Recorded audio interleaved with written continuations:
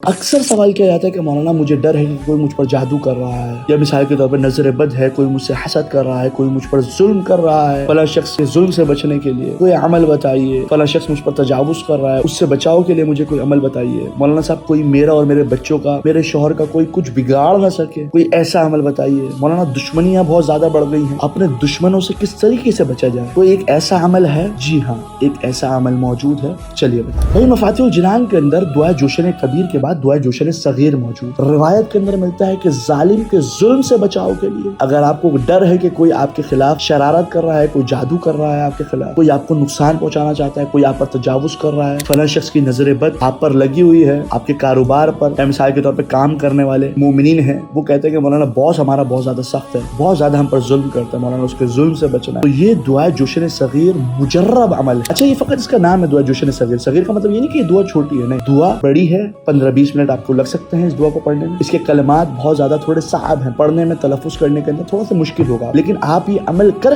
تو دیکھیں ایک مرتبہ، 15-20 منٹ نکال لیں۔ عدالتوں میں دھکے کھانے سے بہتر ہے، تعویذ گنڈے والوں کے پاس جانے سے بہتر ہے، ہسپتالوں میں اور لیبارٹریوں میں چکر لگانے سے بہتر ہے کہ انسان 20 منٹ بیٹھ کر یہ عمل کرے۔ تو دعائے جوشن صغیر آپ نے پڑھنی ہے، اور دعائے جوشن صغیر کے آخر کے اندر جو ایک دعا ہے، آپ کو کہا جائے گا کہ بھائی اب سجدے میں جا کر اس دعا کو پڑھیں۔ تو اب سوال یہ پیدا ہوتا ہے کہ مولانا سجدے میں جائیں اور اس دعا کو کس طریقے سے پڑھیں؟ تو بھائی آپ اپنے برابر میں کسی شخص کو بٹھا لیں، وہ دعا پڑھتا رہے گا، اس کے ساتھ ساتھ آپ ریپیٹ کر لیں۔ دوسرا طریقہ کار یہ ہے کہ آپ موبائل کے اندر آڈیو پر دعائے جوشن صغیر لگا لیں، سجدے میں جائیں، جو دعا کا آخری حصہ پوری دعا اپنے سجدے میں جا کر نہیں پڑھنی ہے، دعا کا آخری حصہ ہوگا کہ کہا جائے گا کہ اب آپ سجدے میں جائیں اور سجدے میں جا کے اس دعا کو پڑھیں، تو وہ آخری حصہ فقط آپ موبائل پہ لگا لیں، اسپیڈ سلو کر کے موبائل پہ چلتے رہے گی، آپ ساتھ ساتھ پڑھ لیں۔ جیسے یہ جملہ آئے گا نا، اللہم انی ادرأ بنحر فلان، تو یہ لفظ فلان جو ہے، اس فلان کی جگہ پہ آپ نے اپنے دشمن کا نام لینا ہے، یا اس شخص کا نام لینا جس سے آپ کو خوف ہے کہ یہ آپ کا حاسد ہے، آپ پر ظلم کر رہا ہے، یا آپ کے خلاف جو مثال کے طور پہ شرارت کر رہا ہے، کوئی جادو کروا رہا ہے۔ اس طریقے کے سوالات آتے ہیں کہ مولانا فلاں شخص ہمارا جادو ٹونا کر رہا ہے یا کالا جادو کروا رہا ہے، اس شخص کا آپ نے نام لینا ہے، اللہم انی ادرأ بنحر فلان، مثال کے طور پہ فلان کی جگہ پر زید بن عمرو، اس طریقے سے جو آپ نے دعا کو مکمل کرنا ہے۔